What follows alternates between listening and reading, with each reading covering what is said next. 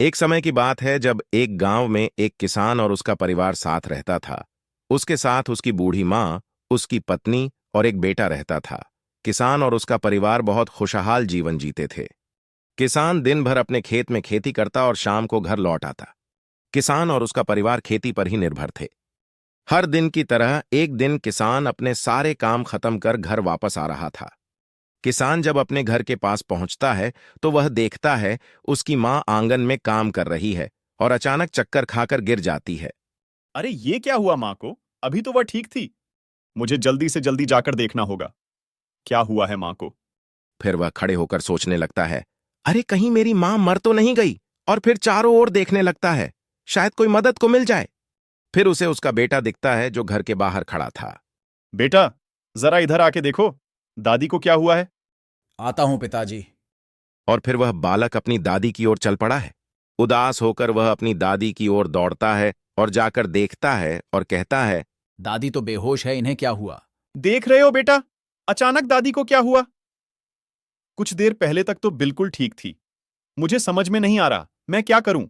तुम ही बताओ बेटा, क्या किया जाए? किसी हकीम को बुलाया जाए? मां को ही हकीम के पास ले जाया जाए? किसान का बेटा खड़ा होकर चुपचाप सब कुछ सुन रहा था। वह बहुत ही उदास था। अपनी दादी को देखकर भी समझ में नहीं आ रहा था।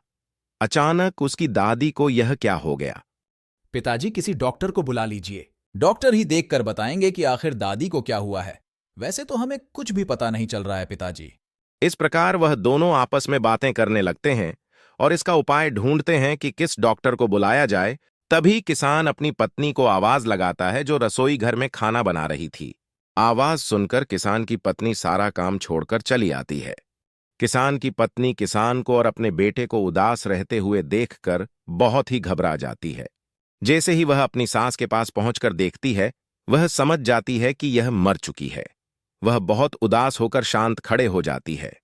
देख रही हो अम्मा जी को क्या हुआ है? हाँ, देख रही हूँ, पर अम्मा जी तो मर चुकी हैं। यह सुनकर किसान और उसका बेटा सब उदास हो जाते हैं और किसान का बेटा कहता है, तुम कैसे कह सकती हो अम्मा की दादी मर चुकी है? बेटा, तुम अभी नादान हो, नहीं समझ सकते। मैं सब कुछ समझ रही हूँ। दादी मर चुकी हूँ। तभी किसान चारों ओर देखता है और कहता है, मुझे भी ऐसा ही लगता है मां मर चुकी है, डॉक्टर को बुलाकर कोई फायदा नहीं। तभी किसान का बेटा कहता है, माँ पिताजी, मैं आप दोनों की बात से सहमत हूं, पर फिर भी हमें एक बार डॉक्टर को बुलाकर दिखाना ही चाहिए। बेटा, तुम हमारी बात क्यों नहीं समझ रहे हो? तुम्हारी दादी मर चुकी है। डॉक्टर को फालतू में क्यों बुलाएं? फालतू में नहीं, माँ डॉक्टर आकर इनका इलाज करेंगे।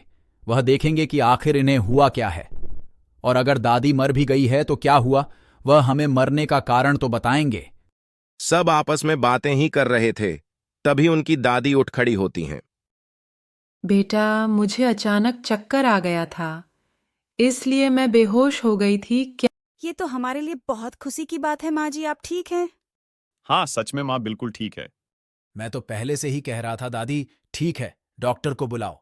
नहीं नहीं बेटा, उसकी कोई जरूरत नहीं। बूढ़ी हो चुकी हूं ना। अब ये सब बीमारियां तो होती ही रहेंगी।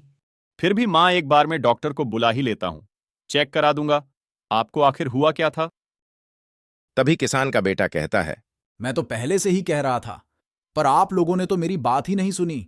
ये सुनकर किसान और उसकी पत्नी बहुत ही उदास होकर शांत खड़े हो जाते हैं। बच्चों, स्वास्थ्य की समस्या में किसी अच्छे डॉक्टर की सलाह जरूर लेनी चाहिए।